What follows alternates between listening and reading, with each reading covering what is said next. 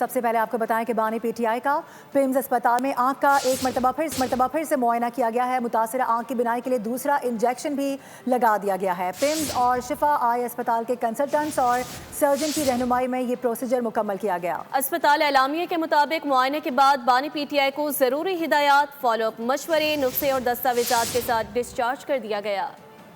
بانی کو خوراک کی دوسری ڈوز دے دی گئی۔ متاثرہ آنکھ کی بینائی بحالی کے لیے انجیکشن لگا دیا گیا۔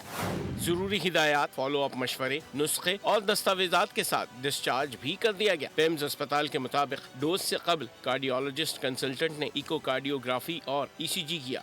اسپتال میں قیام پروسیجر کے دوران اور بعد میں بانی کے وائٹل مستحکم رہے۔